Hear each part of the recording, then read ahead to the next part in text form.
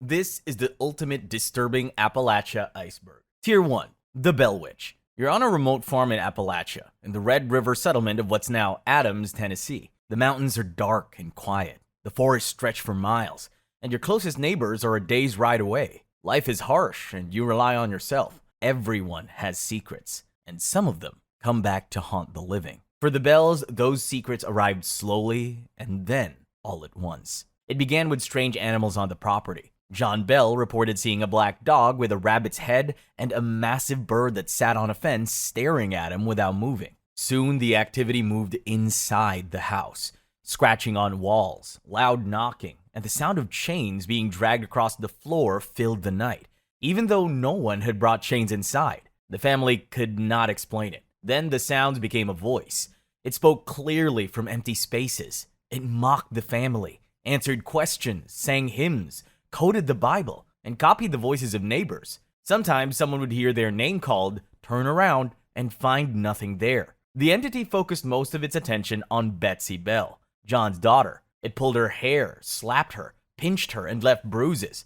When she spent time with her boyfriend, Joshua Gardner, the attacks intensified, forcing her to end the relationship for her own safety. Eventually, the entity revealed itself as Kate Batts, a neighbor who had argued with John Bell over a land deal. It claimed Bell had cheated her and that she returned after death to destroy him slowly inside his own home. Visitors came from across the region, some to investigate, others to debunk the story. Many reported being attacked or chased off the property. One man arrived carrying a silver bullet and was allegedly slapped and chased off the property. The horror escalated in 1820. John Bell fell seriously ill. He couldn't speak, could barely swallow, and the family was at a loss. One day, they found a bottle of dark liquid no one recognized. Curious and desperate, they tested the drop on the family cat. It died almost immediately. That's when the voice started laughing and claiming that it had poisoned John. He died soon after. And at his funeral, witnesses said the same voice sang loudly from the trees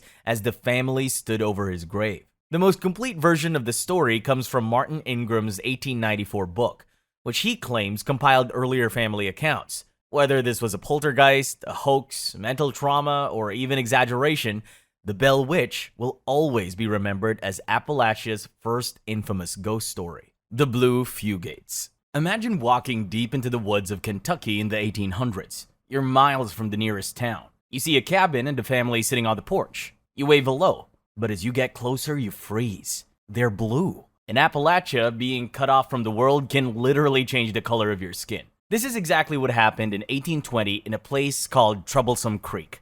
A French orphan named Martin Fugate moved there and married a woman named Elizabeth Smith. They seemed like a normal couple, and they kind of were, until their kids started coming out blue. Out of their 7 children, 4 were born with bright blue skin. For decades, people wondered why. The answer came from a rare genetic coincidence.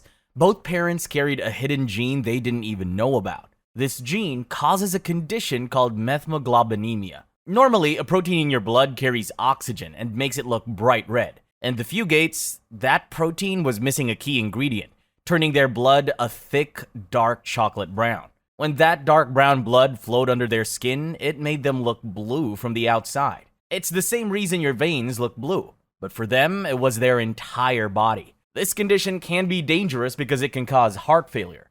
But the Fugates were lucky. They stayed just healthy enough to live long lives, with some reaching their 80s and 90s, even though they looked a little unusual. The Fugate family stayed blue for over 100 years because they were trapped by the land. Troublesome Creek was surrounded by massive steep hills and there were no real roads. No one ever left the area, and no outsiders ever moved in. Because they were so isolated, the Fugates had no one else to talk to or marry except their own neighbors and relatives. This isolation led to cousins marrying cousins, and even one man marrying his own aunt. The inbreeding kept the blue gene trapped inside the family, so babies kept being born blue. One descendant famously said that he was kin to himself because the family tree was so intertwined. If you went looking, you'd probably find out that he was right. In the 1960s, a doctor named Madison Cowain finally went into the mountains to solve the mystery. He figured out the blood problem and gave them a drink made of blue dye. It sounds crazy, but drinking blue dye actually turned their skin pink in only a few minutes. The effect did not last forever, so they had to keep taking the medicine to look normal. As the years went by, the state built better roads, and members of the Fugate family finally started moving away to other towns. They married people from outside the hills, and the blue genes started to fade away. The last famous blue baby was born in 1975, but his skin eventually turned normal as he grew up, and that was the end of that. The Battle of Blair Mountain. You were standing in the woods of West Virginia in 1921. At first, you hear thousands of boots hitting dirt. Then you see them. About 10,000 coal miners marching with red cloth tied around their necks. Suddenly, machine gun fire tears through the trees, and before you can even process it, a bomb explodes overhead. What you're witnessing is not World War I in Europe. It's the Battle of Blair Mountain, a full-scale war between coal miners and American coal companies.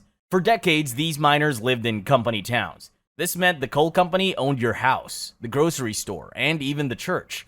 Workers were not paid in real US dollars. They were paid something called scrip, which was fake money that was only accepted in company stores. Because the company kept item prices high and paid low salaries, the miners always found themselves owing the company more money than they made. The system was even more brutal for the miners' families thanks to a practice called S-house scrip. If a family was starving and had no money left, company clerks or guards would demand explicit favors from the miners' wives just to give them food. The miners and their loved ones were essentially living in a world where the company owned them, their bodies, and your family. But that lifestyle snapped after the murder of Sid Hatfield. Hatfield was the police chief of a small coal town called Matewan, and he was openly on the miners' side. On August 1, 1921, Hatfield and his deputy, Ed Chambers, showed up at the country courthouse in Welch. They were there to face charges related to an earlier gunfight. They were unarmed, in broad daylight, and their wives were right next to them. As they reached the steps, agents from the Baldwin Felts Detective Agency emerged. These were private hired guns paid by the coal companies. They opened fire and killed Sid Hatfield and Ed Chambers on the spot while their wives watched. This tragedy sent a clear message to the miners. In the eyes of the court, the police, and the law itself, the coal companies mattered more than they did. Justice didn't exist for them, and no one was coming to save them. So about 10,000 miners decided to take matters into their own hands and march to war. To make sure they didn't shoot each other in the dark, they tied red bandanas around their necks. That's where the term redneck comes from. Today, it's an insult. But back then, it was a badge of pride for workers standing together. For days, around 10,000 armed coal miners clashed with 3,000 lawmen and strikebreakers, known as the Logan Defenders, who were backed by the coal companies.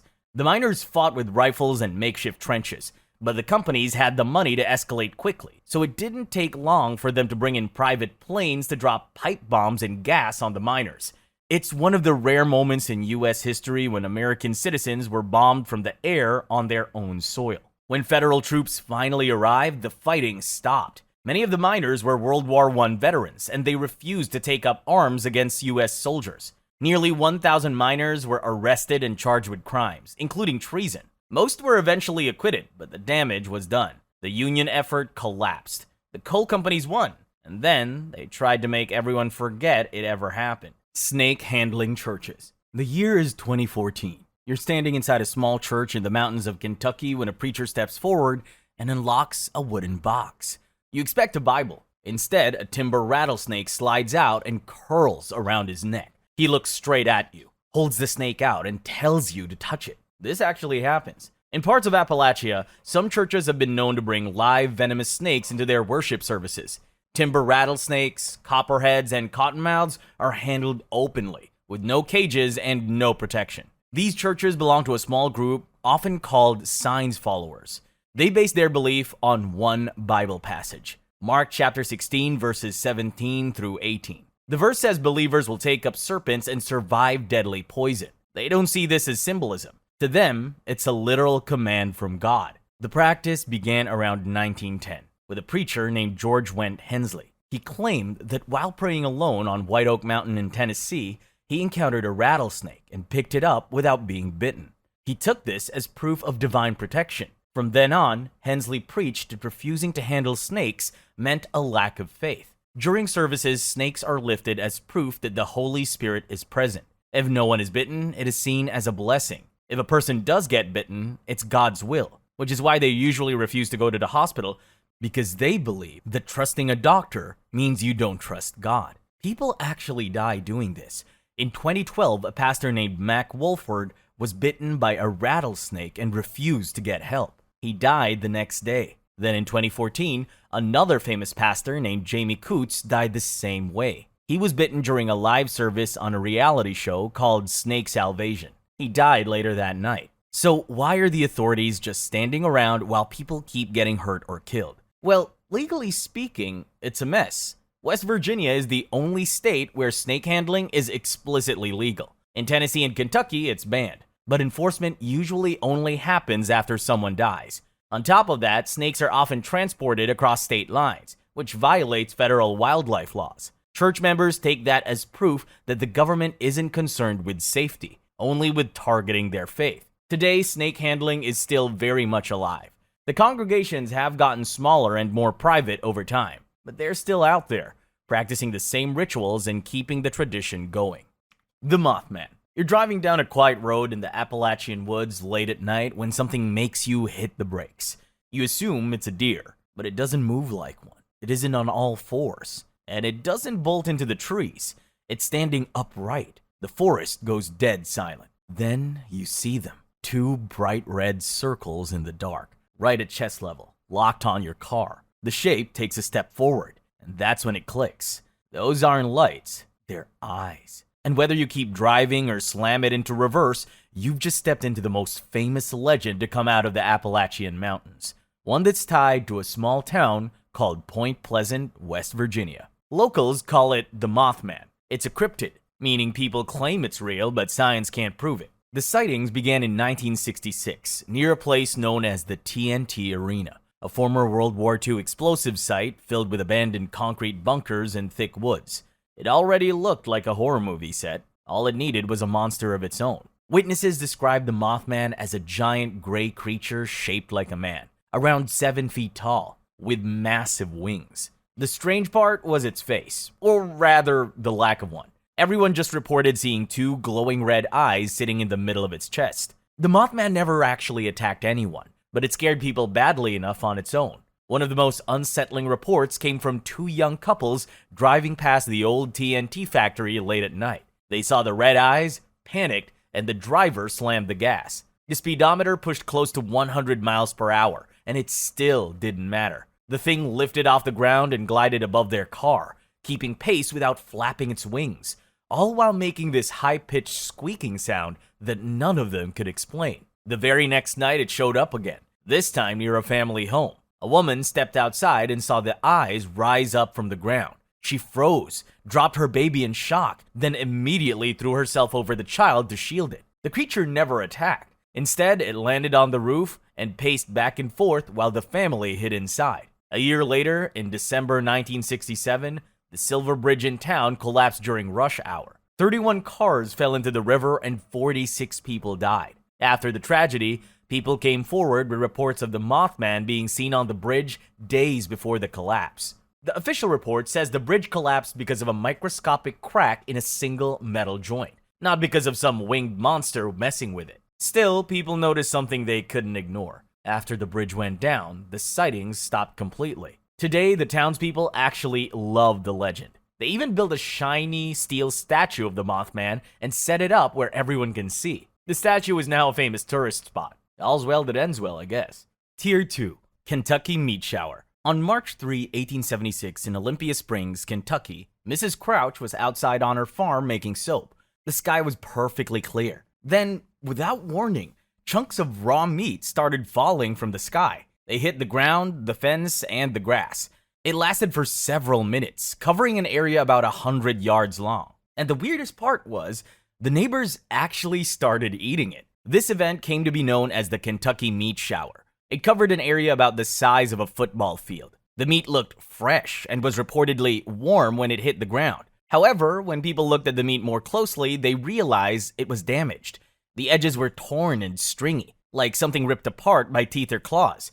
Yet two local men, who were either very brave or just too hungry to care, picked up the meat and tasted it. One said it tasted like sheep, and another was sure it was deer. The one thing that was certain was that whatever they were eating had come from something that was alive not long before. When scientists later looked at the meat under a microscope, they found it wasn't just steak. They found lung tissue, muscle fibers, and even pieces of a brain. These were internal organs. This means the meat didn't come from the sky itself or some divine source.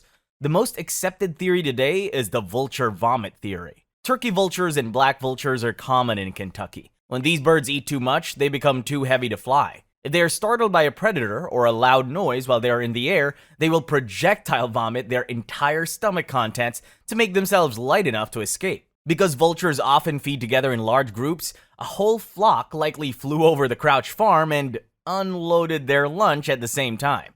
So the fresh meat the neighbors were chewing on was actually half-digested, vulture-puked organs from a dead horse or cow. To this day, a small jar of the original 1876 meat is still kept at Transylvania University in Kentucky. It serves as a permanent reminder that sometimes it's better not to eat the free barbecue falling from the sky. Sodder Children. You wake up to the smell of smoke and realize your house is on fire. You grab 4 of your 10 children and run into the snow, but 5 are still trapped upstairs. You try to go back inside, but the stairs are already engulfed in flames. You rush for your tall ladder to reach a window, but it's gone. You turn to your 2 work trucks, but the engines won't start. In the end, you're forced to stand in the cold and watch your house collapse in 45 minutes, with your children still inside. That's the nightmare George and Jenny Sodder, 2 Italian immigrants, had to live through. But when the fire died down, the tragedy got even worse. There were no bodies, no bones, no teeth, and not even the faint smell of burnt flesh. The police said the fire was so hot it turned the kids to ash. But that is scientifically impossible. Even in professional cremation at 2,000 degrees, bones survive. This fire hadn't lasted long enough or burned hot enough for 5 people to just go poof. Before the fire, George Sodder had made enemies for openly criticizing Benito Mussolini, the brutal dictator who ruled Italy during World War II. That did not sit well with local Italian Americans who still openly supported the dictator. Months before the fire, a strange man showed up at the back of the Sodder house asking for work. While walking around the property, he stopped near the electrical fuse box, pointed at it, and said the house would catch fire someday. This was weird because the power company had just checked the wiring and said it was perfectly safe. But at the time, George didn't think much of it. Later, an insurance salesman came by. When George refused to buy a policy, the man lost his temper and started shouting. Then he said something horrifying. Not only would George's house burn down, but his children would be destroyed too, as punishment for speaking out against Mussolini. Around that same time, the older Sodder boys noticed a strange car parked along Route 21, the main road right by their home. The people inside just sat there and stared at the younger children as they walked home from school. On top of the oddly specific prophecies about the house burning and the strange surveillance car, the night of the fire had its own suspicious failures. The phone line had been cut, not burned. The ladder that could have saved the 5 kids went missing and was later found tossed down a hill. Both trucks, which had run fine the day before, wouldn't start no matter how many times George tried. Even the emergency water barrels were frozen solid. Because of all this, many people think the fire was a distraction and that the kids were snatched by a local pro-fascist group or the Italian mafia. Years later, in 1967, Jenny Sodder received a photo in the mail. It showed a grown man who looked like Louis Sodder as an adult. Writing on the back mentioned his name and family. The Sodders, now convinced their son was alive, hired a private investigator to follow the lead. He took their money, went into Kentucky, but never contacted them again. Until the end of their days, George and Jenny were sure the fire was a cover-up and that their children had been taken. Flatwoods Monster. On September 12, 1952, in Flatwoods, West Virginia, a group of locals believed something bad crashed on a nearby hill. The whole thing started when 4 boys saw a bright fireball streak across the sky and drop behind a ridge. They ran to tell Kathleen May, one of the boys' mothers.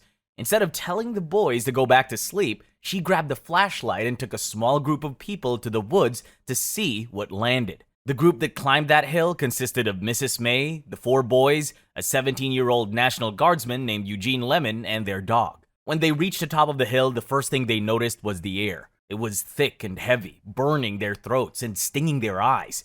A sharp metallic smell hung over the woods, like chemicals or molten metal. In a small clearing, a dim, pulsing light lay on the ground, almost like a beating heart. The glow was unsettling, but it wasn't what made everyone freeze in place.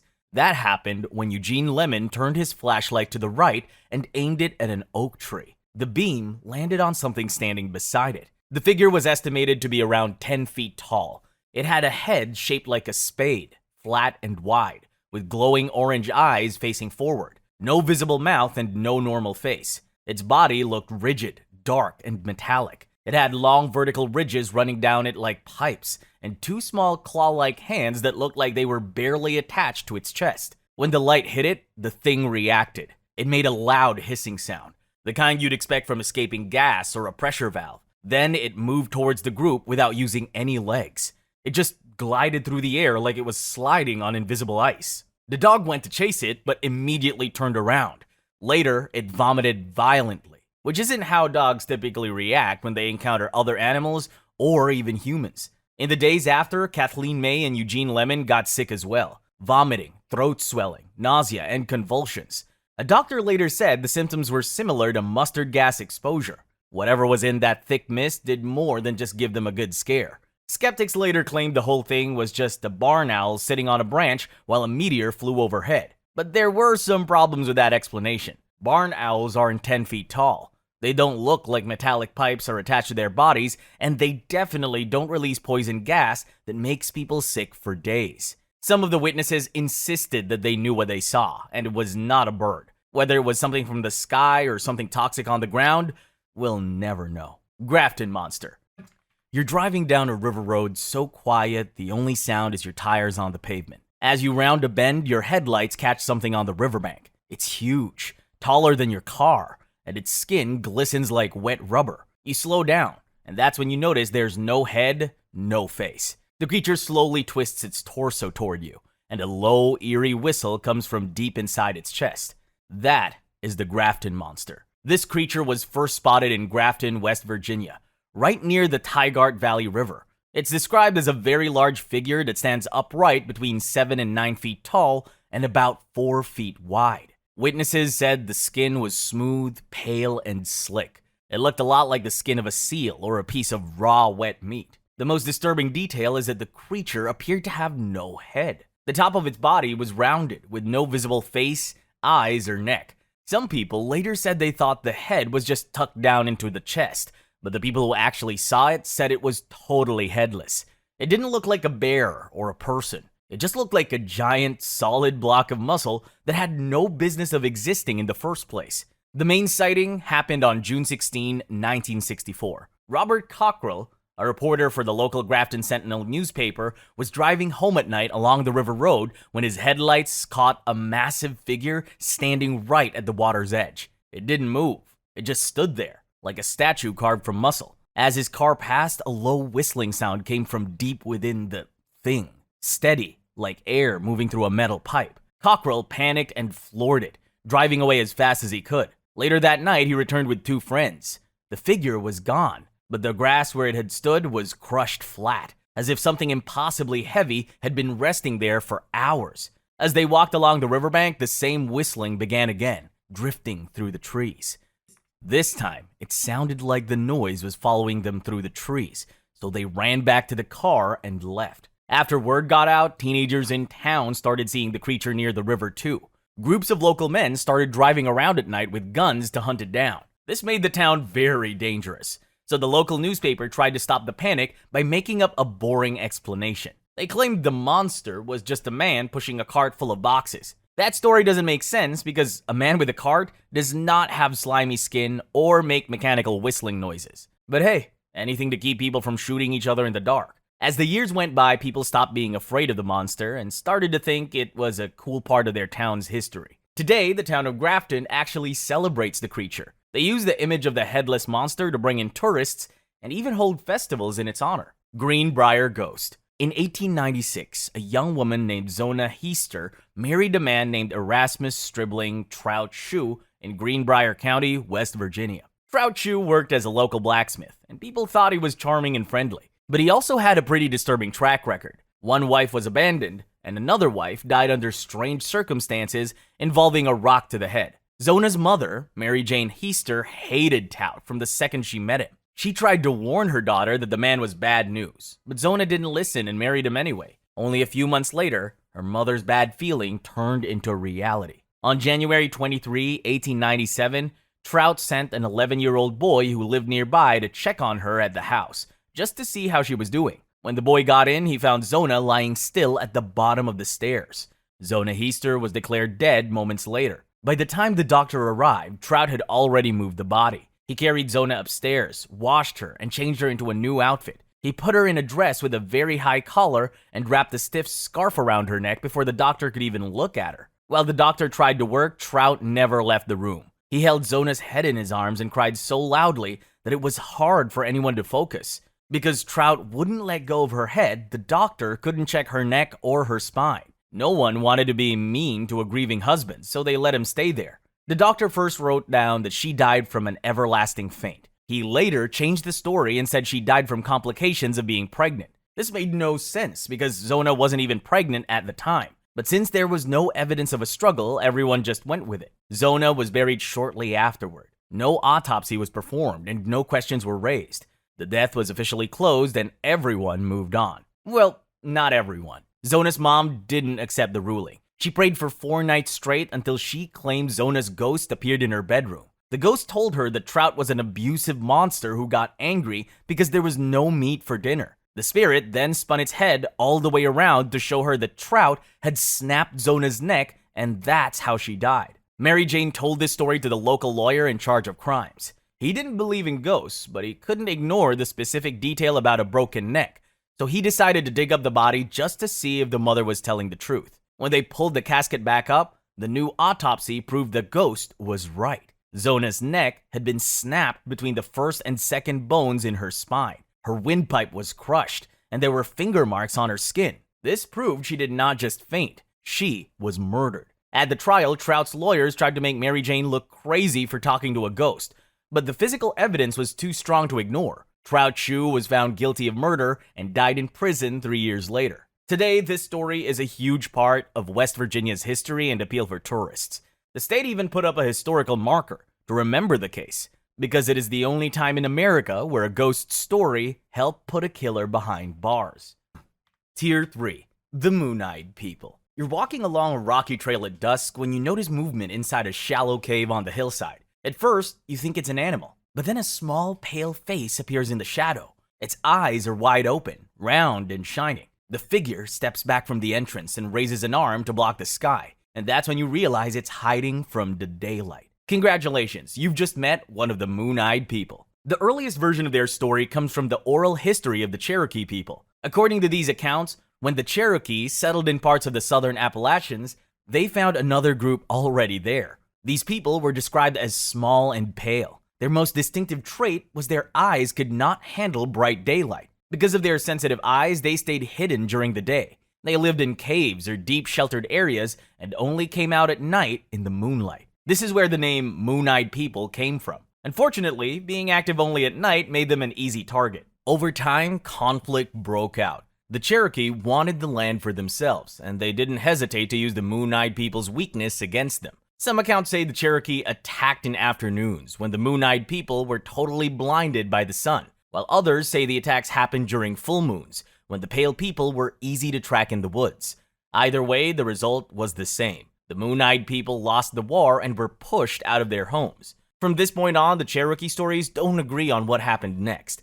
Some say the Moon-Eyed People were driven west out of the mountains. Others say they retreated deep into underground caves and never came back out. Some versions even suggested they stayed and married into other groups until they stopped being a separate people. Whatever you choose to believe, the fact remains that they are no longer around. Later storytellers in the 1700s and 1800s did not like that ending. They were uncomfortable with the idea of an unknown mysterious group living there first, so they created a more suitable explanation. That's when claims of European origins entered the equation. Some writers claimed the Moon-Eyed People were actually the children of Europeans who crossed the ocean long before Columbus. To make this sound real, these writers used an old legend about a Welsh prince named Massacre who supposedly sailed west in the year 1170 and never came back. Once people connected the story to a Welsh prince, the whole legend changed. Pale skin was no longer a strange trait. Instead, it was used as proof of European blood. The fact that their eyes were sensitive was used to argue that they were outsiders who didn't belong in the Appalachian sun, unlike the native groups who had lived there for thousands of years. To solidify their claims, these writers pointed to strange stone structures found in the woods. The most famous one is a massive wall at Fort Mountain in Georgia. It stretches about 855 feet along a ridge and was built from stacked stones with no mortar. People who believe the European story called it an ancient fort built by Welsh soldiers. However, archaeologists have studied the wall and found that it was likely built by indigenous people for religious ceremonies rather than for war. Whether they were a real group of people with a medical condition or just a myth, the Moon-Eyed People remains one of the strangest mysteries of the mountains. Centralia. There's a town in Appalachia that's been on fire longer than most people have been alive. And no, that's not a metaphor. The ground here is literally burning. The town is called Centralia, and it's located in Pennsylvania. Centralia was a coal town in the most basic Appalachian sense. Coal was under the ground. People moved in, houses went up, stores followed. Everything depended on what was buried below their feet. But that same coal is also what destroyed the town. In 1962, the local town council decided to clean up a landfill before Memorial Day. The landfill sat in a pit left behind by strip mining. Their approach was simple: burn the trash. They hired 5 volunteer firefighters to do it. This was already illegal under state law, because burning trash in an old mine pit was known to be dangerous, but they did it anyway. On May 27, the trash was set on fire. After it burned down, the firefighters sprayed it with water and left. To everyone watching, the fire was out. What they didn't know was that the pit was not sealed. At the bottom was an opening that led directly into abandoned anthracite coal mines running underneath the town. Like every fire story, hot embers fell through that opening, landed on coal, and ignited it. Underground, the fire found exactly what it needed to keep going. It had miles of coal to eat and air flowing through old mining tunnels. The fire spread slowly and silently through the tunnels like a creeping monster. For the first few years, the townspeople didn't think much of it because everything looked normal on the surface. They eventually realized something was wrong when they noticed steam rising from the cracks in the road and a constant smell of rotten eggs. Government crews tried to stop the fire by digging trenches and pumping material underground, but the efforts were underfunded and poorly planned. The fire just kept growing until it reached the very center of town. By 1979, the danger became impossible to ignore. The town's mayor, John Coddington, ran a gas station and noticed his fuel's levels were acting strange. He stuck a dipstick into his underground fuel tanks and found that the gasoline was 172 degrees Fahrenheit, which is about 77.78 degrees Celsius. The fire underground was heating the fuel from below, which meant the town had turned into a giant bomb just waiting for the right moment to go off. 2 years later, in 1981, the situation took a terrifying turn. A 12-year-old boy named Todd Domboski was playing in his grandmother's yard when the ground collapsed beneath him. A sinkhole about 4 feet wide and 150 feet deep opened instantly. Somehow, he managed to grab a tree root and hung there, fighting to keep his grip, until his cousin reached down and pulled him out. Only seconds after he was safe, the rest of the ground gave way and collapsed into the burning pit below. After that incident, the town was declared unsafe to live in. The federal government spent $42 million relocating residents, but not everyone agreed to leave. In 1992, the state seized the remaining homes. In 2002, the zip code was deleted, and Centralia officially stopped existing. Today, Centralia is just empty streets with smoke vents and house foundations. The creepy look of the town was so famous that it actually inspired the atmosphere of the horror movie Silent Hill. The fire is still burning today, and scientists say it has enough coal to keep going for another 250 years. The Lawson Family Massacre. It's Christmas Day in 1929. You're standing on a quiet farm in North Carolina when a gunshot rings out from the tobacco barn. A second blast follows almost immediately. Then a third. You run towards the smoke, and when you get to the spot, you find something that looks like a scene from a horror movie. An entire family has been wiped out in broad daylight, and the person who did it is the one man they were supposed to trust. The killer was the man of the house, Charlie Lawson. Charlie was a poor tobacco farmer. Most of the time, he barely had enough cash to buy food. But right before the holidays, he did something very weird. He took his wife and 7 children into town and bought them all brand new, expensive clothes. Then he paid a lot of money for a professional family photograph. From a poor family in the mountains, this was like spending a whole year of pay on one afternoon. It did not make any sense until it was too late. When you look at that photo, you'll notice nobody is smiling. Every face is stiff and looks like they are at a funeral instead of a party. People later figured out that when it was taken, Charlie had already decided that this would be the very last time his family would ever be seen alive. He wanted a perfect picture of them before he put them in the ground. On the morning of December 25th, Charlie sent his oldest son Arthur away to a neighbor's house to run an errand. Arthur was 16, and that one errand is the only reason he became the sole survivor. While the boy was gone, Charlie went to the tobacco barn and hid. When two of his young daughters walked towards the barn to play, he shot them both with a shotgun. He then hit them again to make sure they were dead.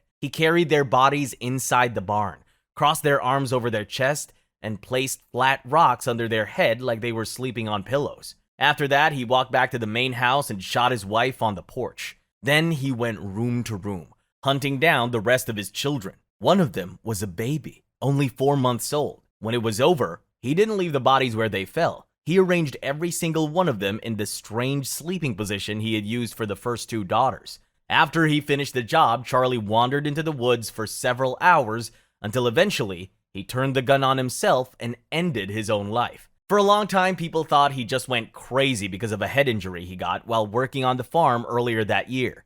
But later, doctors checked his brain and said it was not damaged enough to make a man kill his whole family. Decades later, a much darker secret came out. Charlie's oldest daughter had told a close friend she was pregnant and that her father was the one who did it. In 1929, that secret would have sent Charlie to prison and ruined his life. Many people now believe he killed everyone to keep his secret from ever getting out. Arthur, the son who survived, later grew up and had kids of his own, but he died in a car crash when he was only 32. The farm itself became a tourist attraction where people paid money to walk through the house and see the actual bloodstains on the floor. The house has been torn down now, but the story of the Christmas Massacre will never be forgotten. Tier 4. Dennis Martin. On June 14, 1969, deep inside the Great Smoky Mountains, a family was enjoying a Father's Day weekend. They were sitting in a grassy clearing called Spence Field. The group included a father, a grandfather, and two brothers named Kim and Dennis. Everything was perfect until 6-year-old Dennis decided to pull a prank that ended in tragedy. Spence Field is high up in the mountains, and it's usually considered a safe place because it is wide open. You are not trapped by thick trees there, so you can see for miles. Late that afternoon, Dennis and his older brother Kim decided they wanted to jump out and scare the adults. They split up and went in opposite directions to sneak behind the group. Kim jumped out and shouted just like they planned, but Dennis didn't appear. At first, the dad thought Dennis was just waiting for a better moment, but after only 5 minutes, he started to get worried. He ran over to the bush where the boy was supposed to be hiding, but there was no one there. The dad started screaming his name and looking through the nearby grass. Dennis was wearing a bright red shirt, which should have been easy to spot, but the woods were completely empty. After searching for a while with no luck, the Martins reported the case to the authorities, and the search for Dennis started immediately. Around 1,400 people showed up to help. Having so many people as possible join the search party sounds like it would help him faster, but it actually did the opposite. With so many volunteers flooding the woods, footprints were trampled almost immediately, and whatever physical evidence the boy left behind was destroyed. Then things got even worse. Heavy rainstorms rolled through the mountains and washed away the scent before tracking dogs ever had a chance to pick it up. The case took a strange turn when rumors spread of unusual search teams, including possible military involvement. The rumors raised a lot of eyebrows. People were confused because this was a missing child, and the government does not usually send elite combat soldiers into the woods for a civilian search. When leads finally started coming in, one of the most unsettling ones came from a hiker named Harold Key. He was several miles away from Spence Field on the same day Dennis vanished, when he suddenly heard a blood-curdling scream. It sounded human, and it stopped him in his tracks. Not long after, he noticed a rough-looking man standing just off the trail, half hidden in the trees. The man was clearly trying not to be seen, and he had something heavy slung over his shoulder, shaped like a large sack. At the time, Harold had no idea a child was missing, so he kept moving. Once the news broke, the moment snapped back into focus, and he realized what he might have witnessed. The FBI said Harold was too far away to have crossed paths with Dennis' captor, but expert trackers said a strong man could have covered that distance easily. Sadly, Dennis Martin was never found, and no evidence ever confirmed what happened to him. Wizard clip. Ever wondered what would happen if a vengeful ghost started haunting your house and wouldn't stop until you give in to its demands? That's exactly what happened in one of the oldest recorded hauntings in the Appalachian Mountains. It was the 1790s, on a farm owned by a man named Adam Livingston in Middleway, what's now West Virginia. Back then, it was the edge of the frontier, isolated, harsh, and deeply religious. The trouble started when a sick traveler arrived at Livingston's home during a storm. The man was Catholic and asked for a Catholic priest so he could receive last rites. Livingston was a Lutheran, and he reportedly had a deep hatred for Catholics. Some versions say because of his hatred he refused to do as the traveler asked, but others say he tried to find one but couldn't get a priest in time. Either way, the man died in the house without seeing a priest, and was buried on Livingston's land in unblessed ground. After the burial, the farmhouse became haunted. Candles would go out on their own.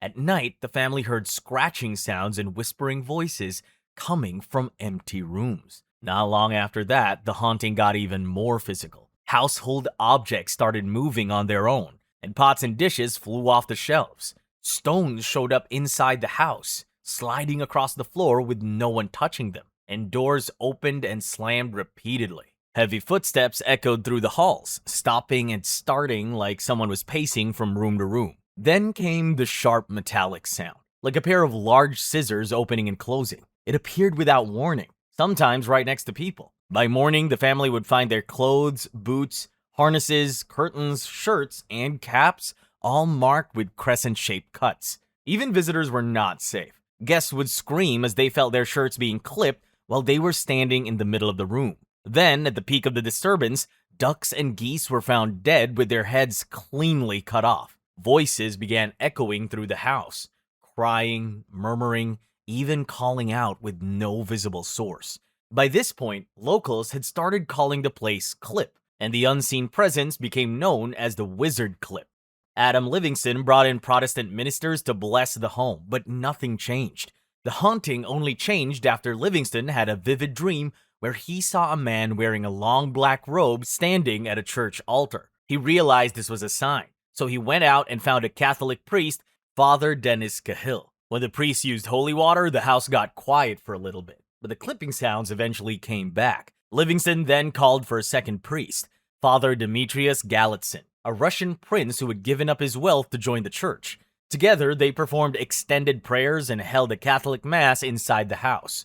During one intense session, the house shook violently. Once the mass was over, the house went silent, and the clipping sound never happened again. Adam Livingston was so moved by what happened that he converted to Catholicism. He donated 35 acres of his land to the church, and today, that spot is still known as Priest Field. He eventually moved away from Middleway, but people still visit the area to see the spot where the invisible scissors once ruled the farm. The murder of Shanda Scherer. On the night of January 10, 1992, in Madison, Indiana, a 12-year-old girl walked out of her house thinking she was about to hang out with new friends.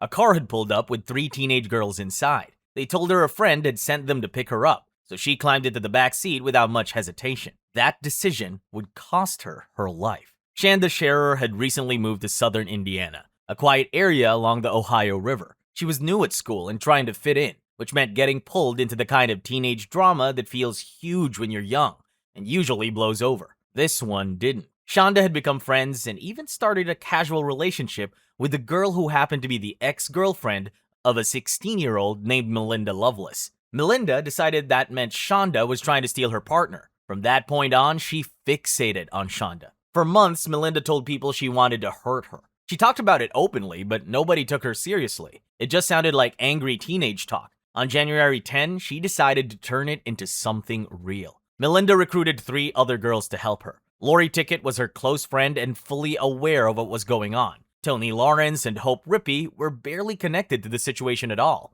They didn't know Shanda, and Tony didn't even know Melinda. They only got into the car because Lori told them to come along. They were told the plan was simple. They were just going to scare Shanda a little. Nothing too serious. Later that night, the group went to Shanda's house and told her they were taking her to meet a friend at a local hangout spot. She trusted them and got into the car. What she didn't know was that Melinda was already inside, hiding a blanket in the back seat. Once they were far enough from the house, Melinda sat up. She grabbed Shanda and pressed a knife to her throat. At that moment, the idea of a prank or a scare disappeared. This was now a kidnapping. What followed was an 8-hour ordeal. They drove Shanda to multiple remote locations, including an abandoned place locals called the Witch's Castle. At each stop, they dragged her out of the car and let Melinda beat her. She used her fists and a heavy metal tire iron. As the night went on, the violence escalated. The others did not stop it. Instead, they joined in. They tied Shanda up, ignored her pleas, and continued the assault. Whatever lines they thought existed at the beginning of the night quietly vanished. The girls shoved Shanda into the trunk and drove around for hours. From inside, they could hear her crying and kicking, still fighting to stay alive. They pulled over, opened the trunk, and beat her with a tire iron until she went quiet. Then they kept driving. When she regained consciousness, they stopped and did it again. This cycle repeated itself until near dawn. Finally, they dragged Shanda into an empty field. She was severely injured, barely conscious, but still alive. They decided they needed to destroy the evidence, so they poured gasoline on her and set her on fire. Later that morning, 2 brothers who were going hunting found her body. The crime was so extreme that it didn't stay hidden for long. Within hours, 2 of the girls broke down and confessed. Roughly 48 hours later, all 4 were under arrest. Because of the brutality of the crime, all 4 teenagers were tried as adults. They received sentences ranging from 20 to 60 years in prison. Despite that, none of them served their full terms. Over the years, all 4 were released on parole after serving only part of their sentences. Tier 5. The Hat Man. You're driving alone on a winding mountain road when you see a car smashed against the guardrail. Smoke rises from the engine, and a tall man in a black coat and wide hat stands there, doing nothing. You shout at him to grab the door, to do something, but he doesn't respond. When you step closer and look under the brim of his hat, there's no face, just darkness. You blink for half a second, and the tall man is gone. Across Appalachia, people talk about something called the Hat Man. He's usually described as a single figure, seen alone, dressed entirely in black, showing up in quiet places at the worst possible times. People describe him as tall and thin, wearing a long black coat or cape. Sometimes there's a wide-brimmed hat, sometimes not. What stays consistent is that you almost never see his face. Either it's hidden in shadow or it looks pale and blurred, like your eyes can't focus on it properly. What he does is appear near the site of a tragedy. Some people have reported seeing him in empty mountain roads after car accidents, standing near guardrails or curves, while others claims he shows up near homes the night before someone inside dies.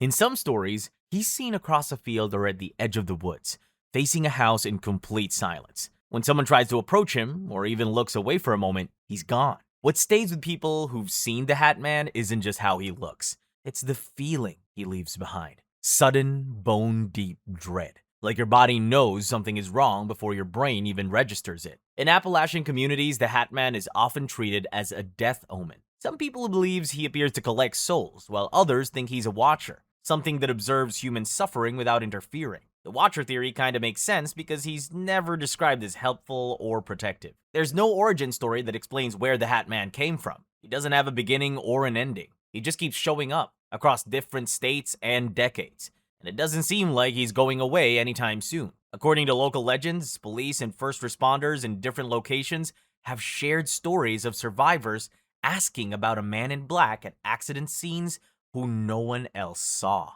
The Smiling Man. In November 1966, a salesman named Woodrow Derenberger was driving home on a quiet road near Parkersburg, West Virginia. It was dark and quiet. Suddenly, an object dropped down onto the road in front of his truck and forced him to stop. He described it as metallic and shaped like a kerosene lamp chimney. Not very large, but solid enough to block the road. A man stepped out of it. At first glance, he looked normal, well-dressed in a dark coat with dark hair. The thing that immediately bothered Derenberger was the man's face. He was smiling widely and never stopped smiling the entire time they interacted. The man did not speak out loud. Derenberger said the communication happened inside his head, like thoughts that weren't his own. The man introduced himself as Indrid Cold. He told Derenberger not to be afraid and said he meant no harm. He asked simple questions, such as what the lights in the distance were and how people lived in that area. The conversation lasted only a few minutes. Then, the man walked back into the object, which lifted off the road and disappeared.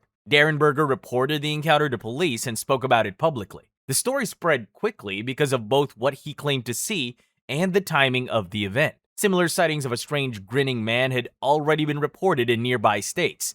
Only weeks later, the Mothman sightings began in Point Pleasant, less than 50 miles away. To people in Appalachia, it felt like the region was going through a stretch where strange events were just piling up. Over time, Derenberger added more details, including claims that Cold was not human and that he had later contact with him. Those additions made many people begin to doubt his story. Still, Derenberger never changed his original account. Other locals also claim to see a tall man with a fixed smile watching roads or standing near homes during that same period. Appalachia has a long memory. Whether they're legends, real events, or something in between, they didn't come from nowhere. If you enjoyed this iceberg, like the video, subscribe, and tell me which topic you want next.